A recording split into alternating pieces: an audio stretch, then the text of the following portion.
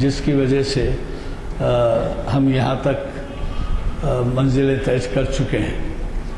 جیسے کہ میں نے کہا، آج کا عنوان پہلے تو یہ کہ حامد صاحب نے جیسا بتایا، تعارف کروایا، یہ 498ویں نشست بعنوان رمضان کا قرآنی تعارف جامع مسجد عالیہ کے شرعی انفارمیشن سروس کی 498ویں نشست میں بروز 8 جولائی بروز پیر 8 جولائی 2013 بروز پیر بعد نماز عصر کانفرنس ہال جامع مسجد عالیہ میں منعقد ہو رہی ہے۔ اور جیسے کہ آپ واقف ہیں، اسے پروفیسر راشد نسیم، پروفیسر محسن عثمانی صاحب مخاطب کر رہے ہیں، اور جس کا عنوان کا ذکر میں کر چکا ہوں کہ رمضان کا قرآنی تعارف۔ میں محترم محسن عثمانی صاحب سے، پروفیسر محسن عثمانی صاحب سے گزارش کروں گا کہ وہ شینشین پر تشریف لائیں اور اپنے خطاب سے ہمیں سرفراز فرمائیں۔ نحمده ونستغفره ونؤمن به ونتوکل علیہ ونعوذ باللہ من شرور انفسنا ومن سیئات اعمالنا ونشهد ان لا الہ الا اللہ ونشهد ان محمدا عبده ورسوله اما بعد۔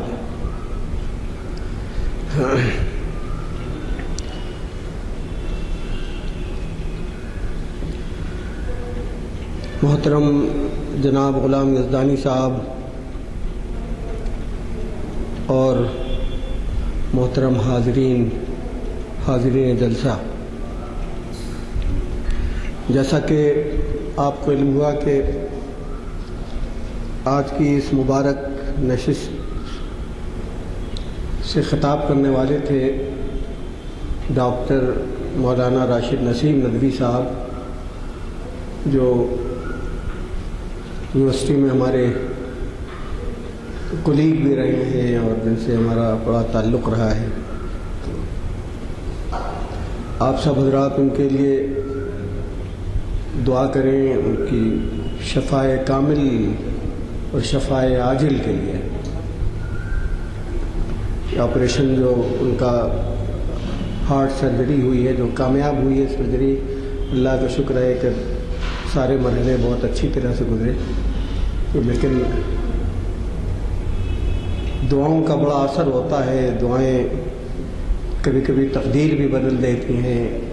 دعاؤں کا اہتمام ان کے لیے کرنا چاہیے، اور خاص طور سے رمضان کے زمانے میں کہ اللہ تعالیٰ ان کو مکمل صحت عطا فرمائے اور ملت کے لیے ان کو مفید بنائے اور دین کی ان سے خدمت لے۔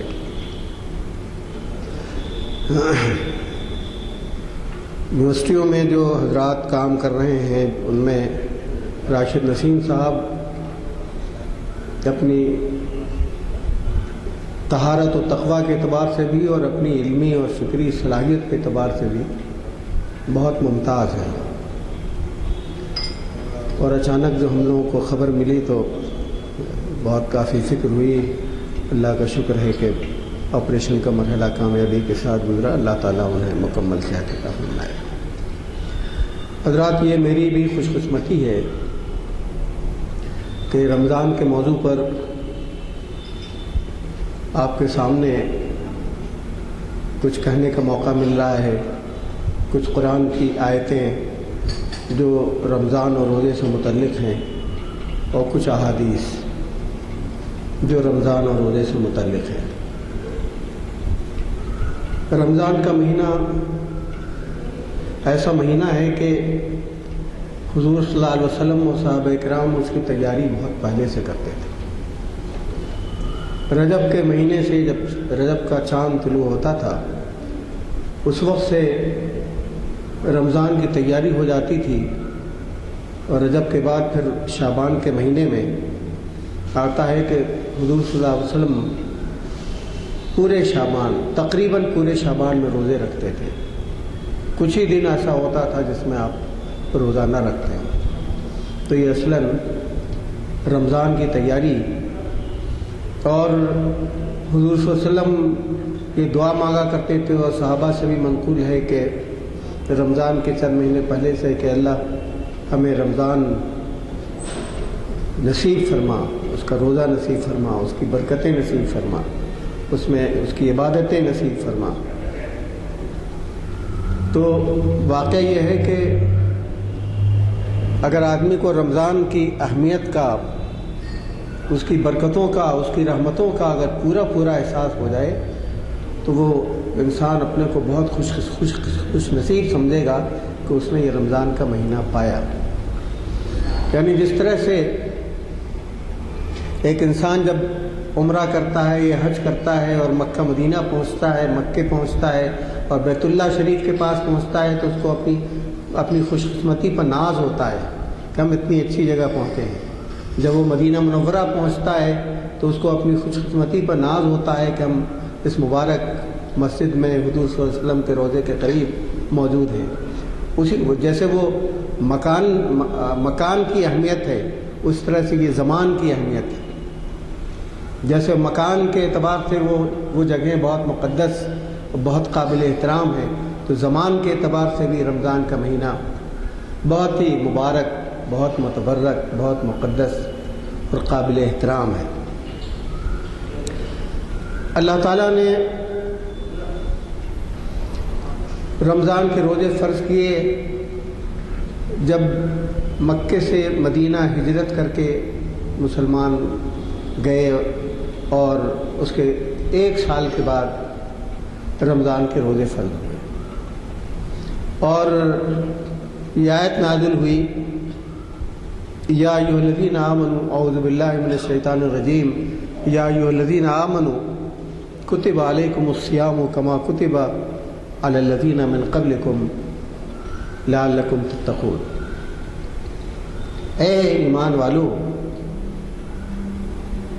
رمضان کے روزے تم پر فرض کیے گئے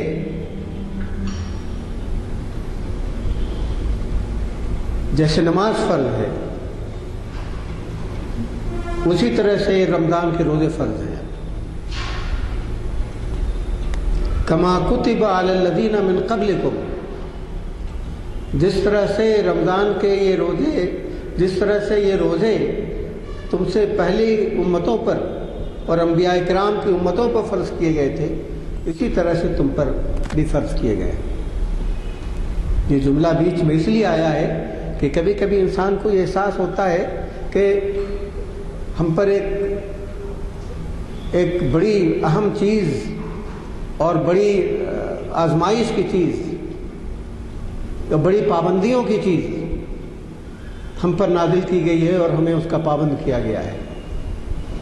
لیکن جب انسان کو یہ احساس ہوتا ہے کہ یہ کوئی نئی چیز نہیں ہے، بلکہ تاریخ میں پچھلی امتوں پر بھی روزے فرض کیے گئے، انبیاء کرام کی امتوں نے بھی روزہ رکھا ہے، تب اس کو ذرا یہ اطمینان ہوتا ہے کہ یہ تنہا ہم سے اس کا مطالبہ نہیں کیا گیا ہے، بلکہ اس سے پہلی امتوں سے بھی اس کا مطالبہ کیا گیا ہے۔ تو یہ گویا انسانی نفسیات کی رعایت ہے کہ یہ بیچ میں یہ الفاظ آئے کما کتب علی الذین من قبلکم، کہ جیسے تم سے پہلی امتوں پر روزہ فرض کیا گیا تھا۔ روزہ کسی نہ کسی شکل میں دوسری قوموں میں، دوسرے مذہب کے لوگوں کے اندر موجود ہے۔ اس کے بعد لعلکم تتقون، اس سے روزے کا مقصد بتایا گیا ہے تاکہ تمہارے اندر تقویٰ پیدا ہو، پرہیزگاری پیدا ہو۔ ایک بار حضور صلی اللہ علیہ وسلم کے اصحاب میں سے ایک صحابی سے کسی نے پوچھا کہ تقویٰ کیا چیز ہے، تو انہوں نے کہا کہ کیا تمہارا گزر ایسی جگہ سے ہوا ہے کہ جس میں ہر طرف سے، چاروں طرف سے جھاڑیاں ہوں اور بیچ سے پتلی پگ ڈنڈی ہو؟ تو انہوں نے کہا ہوا ہے۔ تو کہتے ہیں، انہوں نے پوچھا کہ تم کیا کرتے ہو؟ کہتے ہیں ہم اپنی چادر کو اس طرح سے کر لیتے ہیں کہ وہ کانٹوں میں نہ الجھے۔ تو انہوں نے کہا کہ یہی چیز تقویٰ ہے، زندگی کے راستے پر اس طرح سے چلنا کہ اللہ تعالیٰ کی فرما برداری نہ ہو، گناہ سرزد نہ ہو، کوئی بے حیائی کا کام نہ ہو، کوئی فاحش بات نہ ہو، نہ زبان سے نہ عمل سے، دوسروں کی رعایت، دوسروں کا احترام، سب کی دلداری، کسی کو تکلیف نہ پہنچانا، اللہ تعالیٰ کے حکموں کی اطاعت۔ اس طرح سے جو شخص زندگی کے راستے میں چلتا ہے تو گویا وہ تقوی کی زندگی اختیار کرتا ہے۔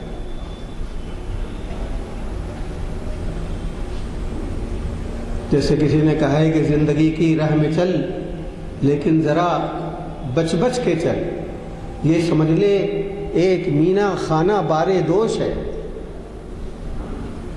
جس طرح سے لوگوں نے دیکھا ہوگا کہ پانی لانے کے لیے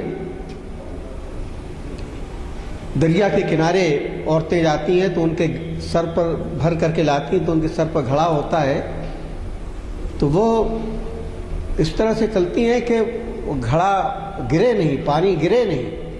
تو اس طرح سے زندگی کی راہ میں چلنا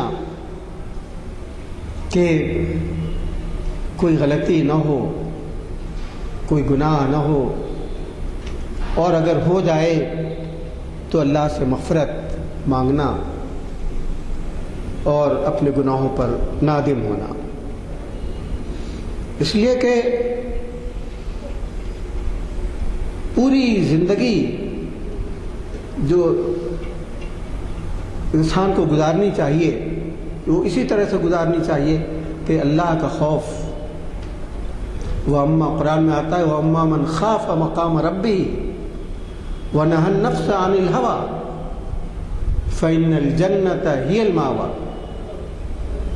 جو شخص خدا کے پاس کھڑا ہونے سے قیامت کے دن ڈرا اور اس نے اپنے نفس کو ہوا سے، خواہشات سے، شہوتوں سے، برائیوں سے روکے رکھا، تو جس نے اس طرح سے زندگی گزاری اس کے بارے میں ہے فَإِنَّ الْجَنَّةَ هِيَ الْمَأْوَىٰ، اس کا ٹھکانہ جو ہے جنت ہے۔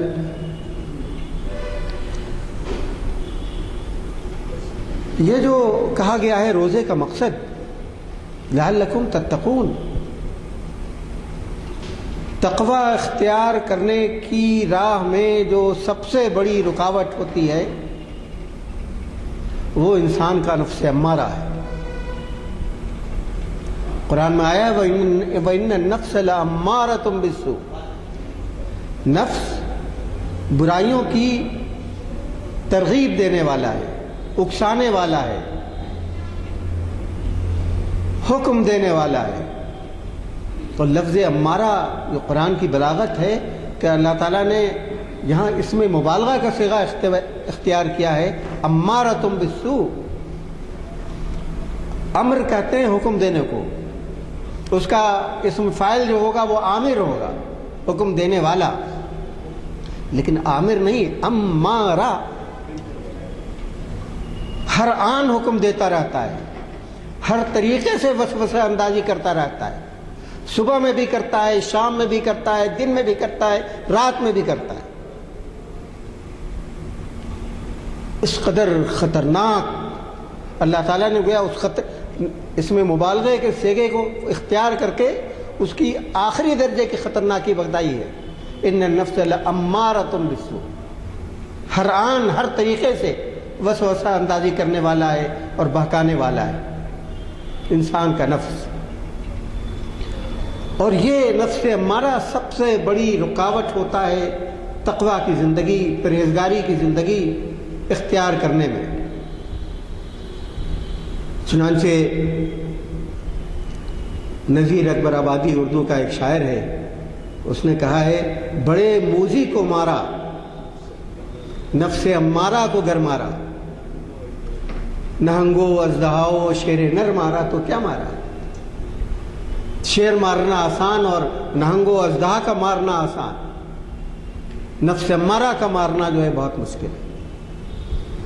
تو روزہ لعلکم تتقون کا مطلب یہ ہے کہ تمہیں اس بات کی ٹریننگ دی جا رہی ہے کہ تم نفس امارہ پر غالب آ جاؤ، اس کو شکست دے دو اور تقوی کی اور پرہیزگاری کی زندگی اختیار کرو۔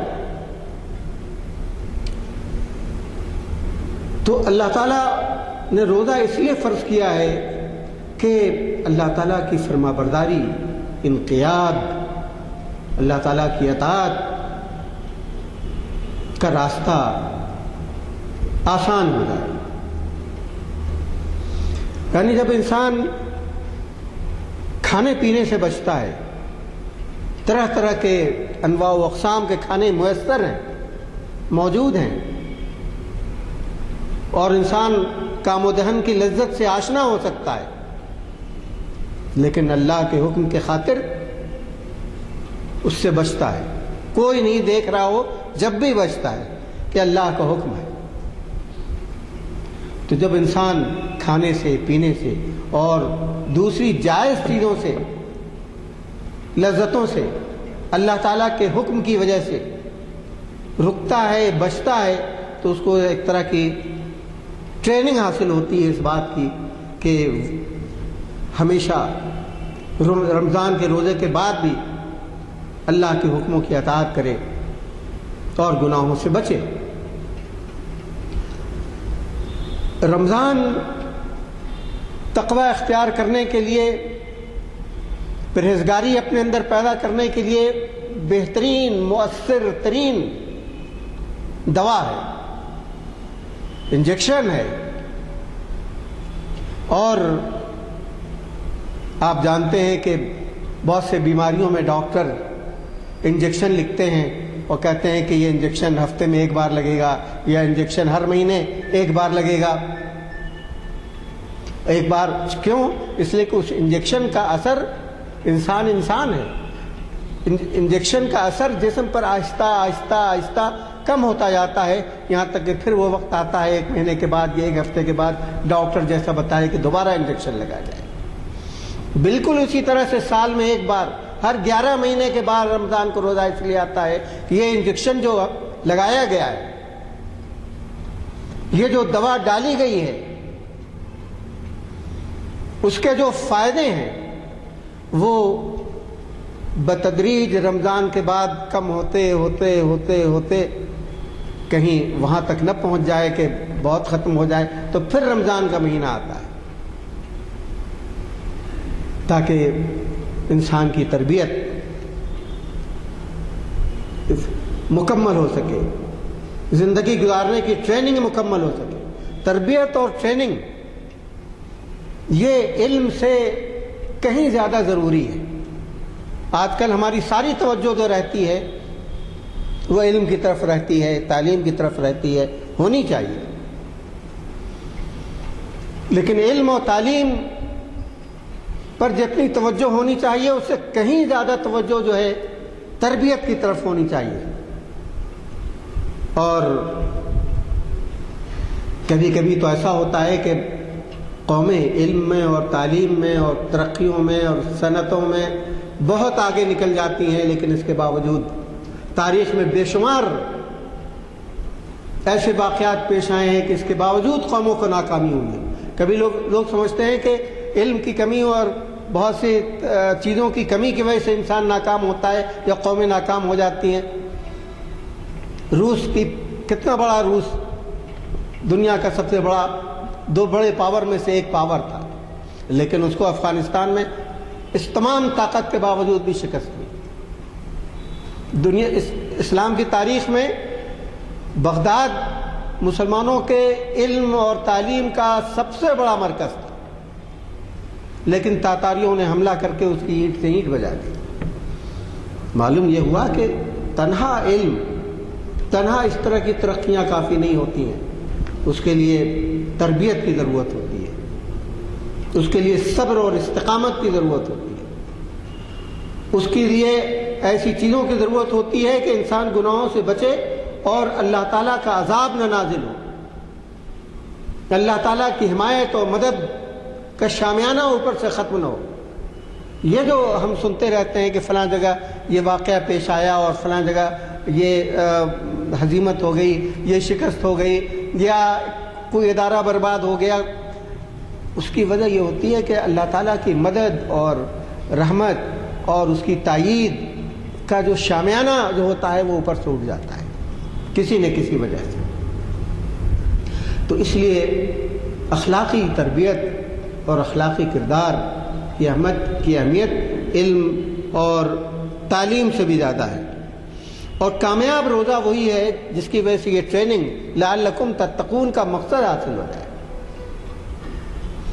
اگر یہ مقصد حاصل نہیں ہوا تو اس کا مطلب یہ ہے کہ روزہ کامیاب روزہ نہیں ہوا۔ چنانچہ حدیث میں آتا ہے کہ حضور صلی اللہ علیہ وسلم نے فرمایا کہ جس شخص نے روزہ رکھ کر کے بھی برائیوں سے اجتناب نہیں کیا، چغلی کھانا، غیبت کرنا، جھوٹ بولنا، دوسروں کے ساتھ بدزبانی کرنا، اگر یہ عادتیں رمضان میں بھی اگر نہیں چھوٹی تو اللہ تعالیٰ کو کوئی ضرورت اس کے بھوکے و پیاسے رہنے کی نہیں۔ تو معلوم ہوا کہ اصل چیز جو ہے وہ تقوی اختیار کرنا ہے۔ یہ تو ایک ذریعہ ہے کہ ہم اللہ کا حکم ہے کہ نہیں کھاؤ، نہیں کھائیں گے، مت پیو پانی، کتنی پیاس ہو نہیں پئیں گے، لیکن اصل مقصد تو وہ اخلاقی تربیت ہے جو ہمیں حاصل کرنا ہے۔ اور اگر انسان نے وہ اخلاقی تربیت حاصل نہیں کی، وہ سارے گناہوں میں ملوث رہا، جھوٹ بولتا رہا، غیبتیں کرتا رہا، اپنی زبان سے دوسروں کو نقصان پہنچاتا رہا، دوسروں کے دلوں کو توڑتا رہا، تو پھر ایسے روزے کا کوئی فائدہ نہیں۔ یعنی حکم اس قدر احتیاط کی ہے کہ حکم یہ ہے کہ اگر کوئی شخص تم سے بدزبانی کرے تو تم اس کے جواب میں خاموشی اختیار کرو، کہہ دو کہ ہم روزے سے ہیں، ہمارا روزہ ہے، ہم تمہاری طرف سے بات نہیں کر سکتے۔ تو یہ ہے اصل فائدہ روزہ رکھنے کا۔ اور حدیث میں آتا ہے کہ اس کا پہلا عشرہ جو ہے، 10 دن جو ہیں اس کے رحمت کے ہیں، رحمت کی بارش ہوتی ہے، اور جو لوگ اس رحمت کی بارش میں نہا لیں گے، اپنے کو تر کر لیں گے، تو اس سے پورا فائدہ اٹھائیں گے، تو پھر انہیں دوسرا عشرہ جو ہے مغفرت کا ہے،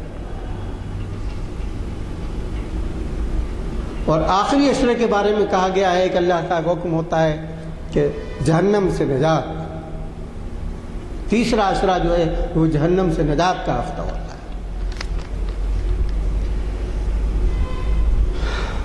اور اس مہینے کے بارے میں اللہ تعالیٰ فرماتا ہے، اعوذ باللہ من الشیطان الرجیم، شہر رمضان الذی انزل فیہ القرآن ھدی للناس وبینات من الہدی والفرقان فمن شہد منکم الشہر فلیصمہ ومن کان مریضا او علی سفر فعدۃ من ایام اخر۔ رمضان کا مہینہ وہ ہے جس میں قرآن نازل کیا گیا ہے، اور یہ قرآن کیا ہے؟ انسانوں کے لیے ہدایت ہے۔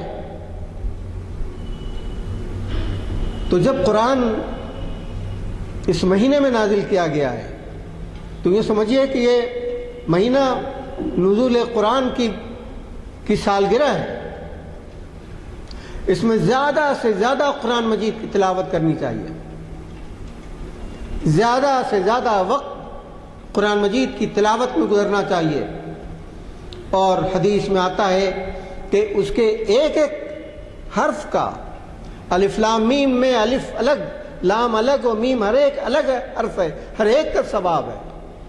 اور رمضان میں ہر چیز کا ثواب تو کئی گنا بڑھ جاتا ہے۔ ایک بات رمضان میں قرآن مجید کی زیادہ سے زیادہ تلاوت، اور پھر اسے کہا گیا ہدی للناس، یہ کتاب ہدایت ہے۔ اس کا مطلب ہے کچھ حصہ سمجھ کر کے، عربی نہیں جانتے ہوں تو ترجمے موجود ہیں، ان ترجموں کو سامنے رکھ کر کے تفسیریں موجود ہیں۔ اگر کسی ملک کا صدر جمہوریہ آپ کے نام کوئی خط لکھے اور وہ زبان آپ کو نہ آتی ہو جس میں خط لکھا گیا ہے، تو آپ کس طرح سے جائیں گے کہ ہمیں کیا کہا گیا ہے، ہم سے کیا مطالبہ کیا گیا ہے، اس خط میں کیا ہے؟ وہ بے چینی ہونی چاہیے کہ اللہ تعالیٰ نے یہ جو کتاب ہدایت ہے، جو اللہ تعالیٰ کی طرف سے ہمارے نام ایک ہدایت نامہ ہے، ایک خط ہے، وہ بے چینی ہونی چاہیے جاننے کی۔ تلاوت تو الگ، بغیر سمجھے بھی پڑھیں گے تب بھی اس کا ثواب ملے گا، لیکن اس کے ساتھ ساتھ کچھ حصہ ضرور سمجھ کر کے، ترجمے کو سامنے رکھ کر کے، اور اگر عربی زبان میں آتی ہو تب بھی تدبر کرنے کا حکم ہے، غور و فکر کرنے کا حکم ہے۔ تھوڑا سا ایک آیت پڑھیے، ترجمہ آپ کو معلوم ہو، آپ عربی جانتے ہیں تو بہت اچھی بات ہے، نہیں جانتے ہو ترجمہ دیکھیے، اس پر غور کرنے کی عادت ڈالیے، اس کے کتنے مفاہیم ہیں، کتنے مطلب اس سے نکلتے ہیں، کیا کیا اس سے استنباط کیا جا سکتا ہے، اللہ تعالیٰ کی طرف سے کیا کیا رہنمائی ہے اس میں۔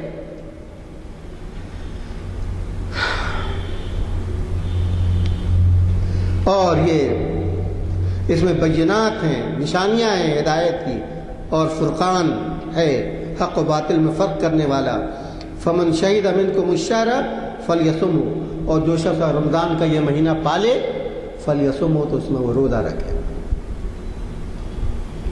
ومن کان مریضا، اس کی بھی رعایت ہے، انسان کبھی بیمار ہوتا ہے، انسان کبھی سفر میں رہتا ہے، اس کے حالات ایسے ہوتے ہیں کہ وہ روزہ نہیں رکھ سکتا۔ ومن کان مریضا، تو جو شخص بیمار ہو، او علی سفر، یا سفر کی حالت میں ہو، فعدۃ من ایام اخر، تو دوسرے دنوں میں اس کی وہ قضا کر لے، اسے ان دنوں کی قضا وہ پوری کر لے۔ تو یہ رمضان کا مہینہ اگر کسی نے ٹھیک سے روزہ رکھا، آدمی کا سب سے زیادہ گناہ جو ہوتا ہے، ایک تو زبان سے ہوتا ہے، ایک آنکھ سے ہوتا ہے، ایک کان سے ہوتا ہے۔ پورے چوکس طریقے سے ہمیں چاہیے کہ رمضان گزارے۔ جو بے ضرورت بولنے کی عادت جو ہوتی ہے، خامخواہ گفتگو کرنے کی جو عادت ہوتی ہے، اس سے بہت سے گناہ ہوتے ہیں۔ بے خیالی میں کبھی کسی کے بارے میں کوئی منفی ریمارک، کوئی تبصرہ، آپ کا روزہ ایک جملہ نکل گیا بے خیالی میں، آپ کا روزہ خراب ہو گیا۔ تو کم سے کم گفتگو، زیادہ سے زیادہ وقت تلاوت میں، عبادت میں، ذکر میں، استغفار میں۔ اس سے زیادہ بہتر مہینہ کیا ہوگا اللہ کے ذکر کا؟ اس سے زیادہ بہتر مہینہ کیا ہوگا استغفار کا؟ ہمارا وقت جو گزرے وہ ذکر میں گزرے، استغفار میں گزرے، درود شریف کے پڑھنے میں گزرے، قرآن مجید کی تلاوت میں گزرے، نفل نمازوں میں گزرے۔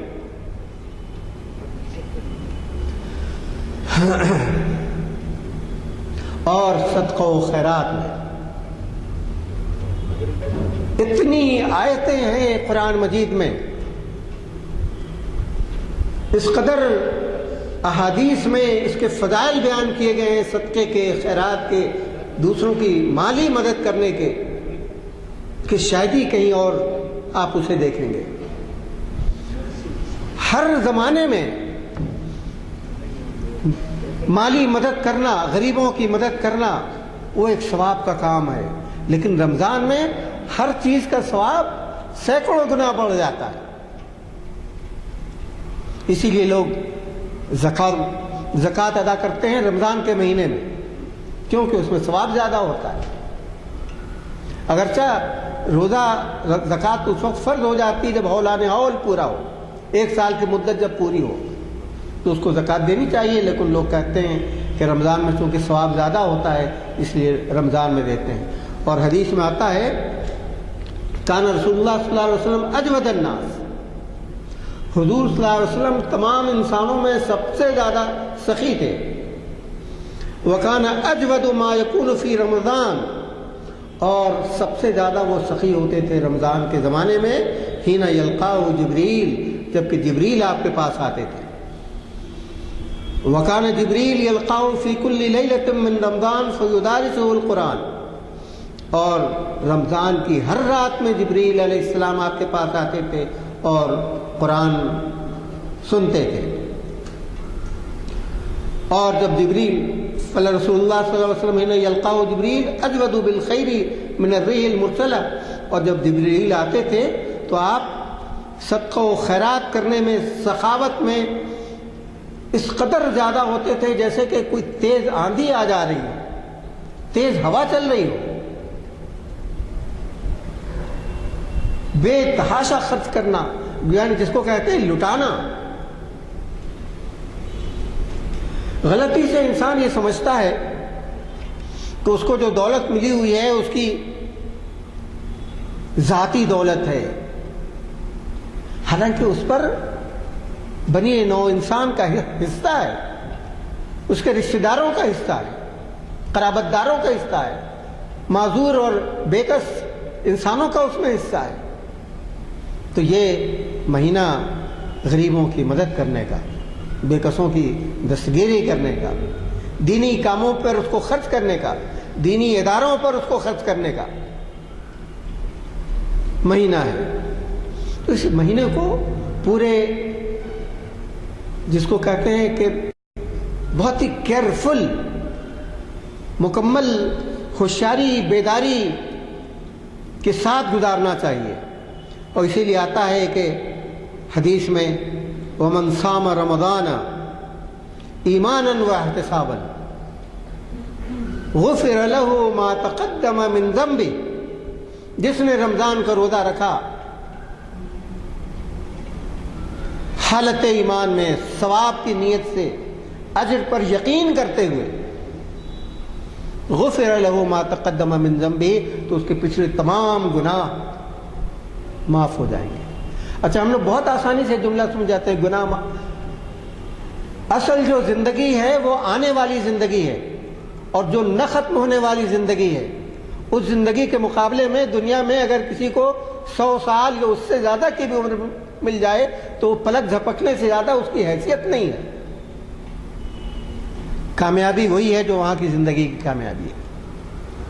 وہ کامیابی نہیں کہ کسی کا یہاں بینک بیلنس بہت بڑا ہے، بہت اونچے منصب پر ہے، بہت اونچا عہدہ اس کو ملا ہوا ہے، وزیر ہے، وزیر اعظم ہے، صدر جمہوریہ ہے، کوئی حیثیت نہیں ان عہدوں کی۔ کامیاب وہ ہے، چنانچہ ایک حدیث میں آتا ہے الکیس من دان نفسہ وعمل لما بعد الموت، عقل مند انسان صرف وہ ہے جس نے اپنے نفس کا محاسبہ کیا اور مرنے کے بعد کی زندگی کی وہ تیاری کرتا رہا۔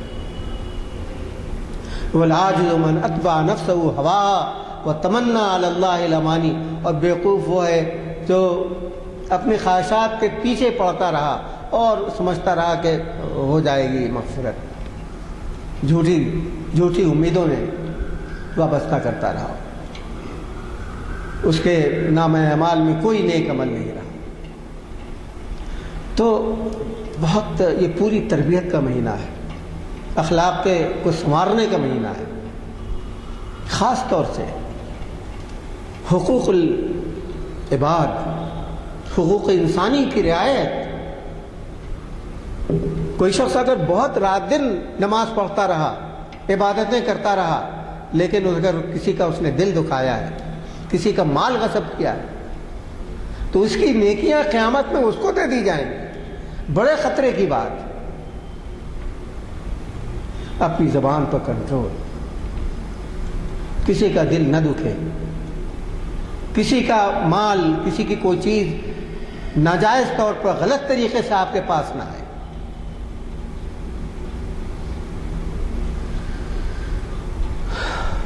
ایک اور حدیث آخری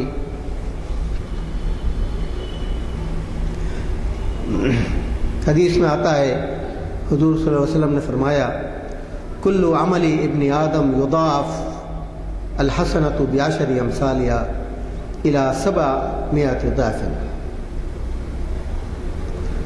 الا الصوم، قال اللہ تعالی الا الصوم فانه لي وانا اجزي به يدع شهوته وطعامه من اجلي للصائم فرحتان فرحة عند فطره وفرحة عند لقاء ربه ولا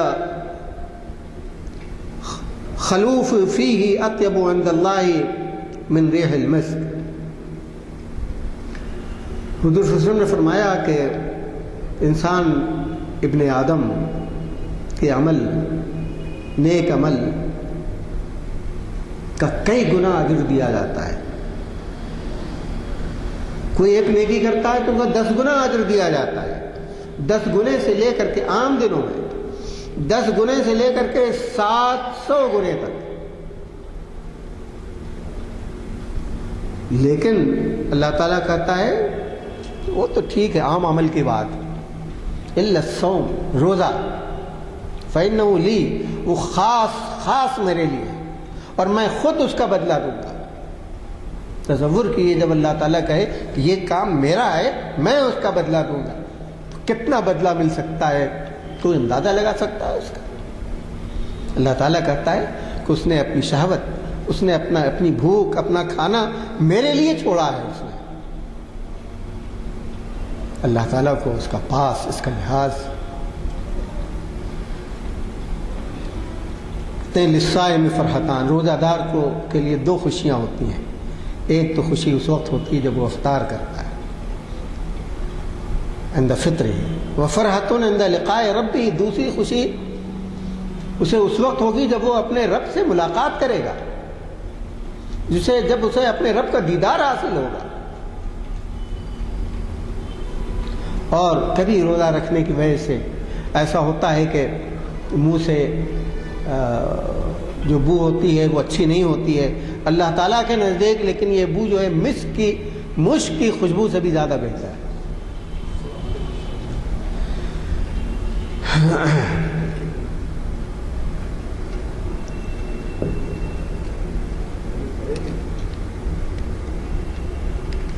اور اسی میں قرآن میں آتا ہے انا انزلناہ فی لیلۃ القدر، شب قدر میں قرآن کا نزول ہوا ہے۔ پورا رمضان کا مہینہ، اور رمضان کے مہینے میں بھی آخری 10 راتیں، اور 10 راتوں میں بھی وہ شب قدر کی رات جو چھپا لی گئی ہے کہ کون سی رات ہے، ہر طاق رات میں جس کو تلاش کرنے کا حکم ہے۔ ہمارے کہنے کا مطلب ہے کہ اللہ تعالیٰ ہمیں روزے کو صحیح ڈھنگ سے رکھنے کی توفیق عطا کرے۔ وہ جو مقصد ہے لعلکم تتقون، تاکہ تمہیں تقوی حاصل ہو، پرہیزگاری حاصل ہو۔ ہمیں ہر وقت پیش نظر رکھنا چاہیے، ان تمام باتوں سے بچنا چاہیے جو تقوی شکن ہے۔ آنکھوں کی نامحرم چہروں پر نظر نہ پڑے۔ اب تو یہ ہو گیا کہ ٹی وی کھلی ہوئی ہے، اس میں بھی چہروں پر نظر پڑتی ہے، اخبارات میں بھی تصویریں رہتی ہیں، اس طرح کی اسے دیکھنا نہیں چاہیے۔ تو روزہ صرف کھانے پینے کا روزہ نہیں ہوتا ہے، روزہ آنکھ کا بھی ہوتا ہے، روزہ کان کا بھی ہوتا ہے، روزہ زبان کا بھی ہوتا ہے، غلط بات نہیں نکلے، کبھی ادنا سی غیبت بھی نہ ہو۔ یعنی بہت سے لوگ ہم میں سے غیبت کا مفہوم نہیں سمجھتے۔ ہر وہ بات جو سامنے نہیں کہی جا سکے، سامنے کہتے وہ انسان پریشان ہو، وہ غیبت میں داخل ہے۔ اگر اس بات کو کسی کے سامنے آپ نہیں کہہ سکتے ہیں کہ آپ کو خیال ہوگا کہ وہ ناگوار گزرے گی اسے، تو اس کے پیچھے میں بھی مت کہیے آپ۔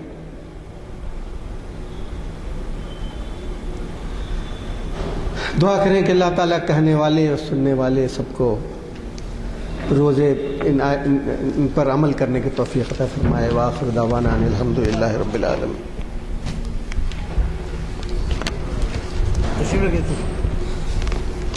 وقت جو اس محفل میں گزارا ہے اس کو عبادت کا درجہ حاصل ہے. جو بصیرت افروز خطاب رہا ہے مولانا کا اس کا آپ کو اندازہ ہے.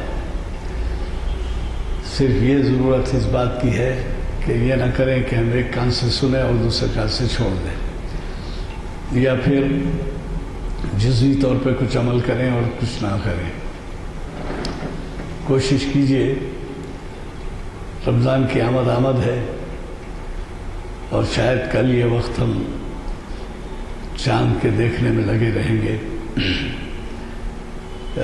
دعا فرمائیے کہ سب امن و امان سے ہمارا ماہ رمضان گزر جائے اور ہمیں اللہ تعالیٰ توفیق دے کہ جو منشا روزے کا ہے وہ پورا ہو. خصوصاً اس بات کا بھی خیال رکھیں کہ جو احکام سخاوت اور خیر خیرات، زکوٰۃ، صدقہ، فطرہ، یہ تمام چیزوں کے ہوتے ہیں، وہ احکام کی ہم سے پابندی ہو.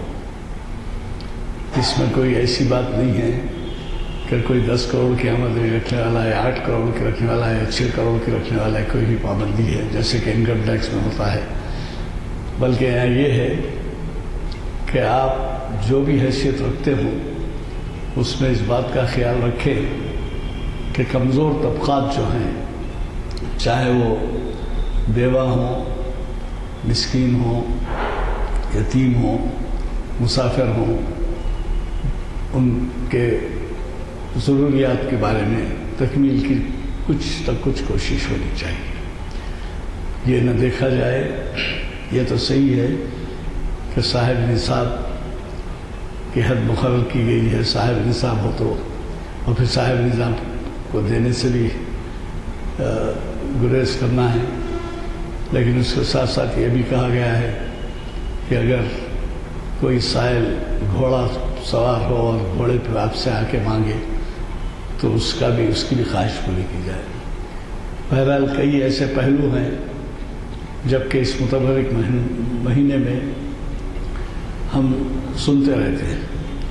خصوصاً ہمارے آج کے مقرر صاحب نے جو بات بہت ہی اہمیت کی ہے وہ میری نظر میں یہ ہے کہ تلاوت قرآن میں زیادہ سے زیادہ وقت گزارا جائے اور بات معنی سمجھ کر اسے پڑھیں اور اس پر عمل کرنے کی کوشش کریں. ہماری ان محافل میں ملاقات ماہ رمضان کے بعد ہوگی. میں ان چند الفاظ کے ساتھ چونکہ دعا ہو چکی ہے، آپ سب کو خدا حافظ کہتا ہوں.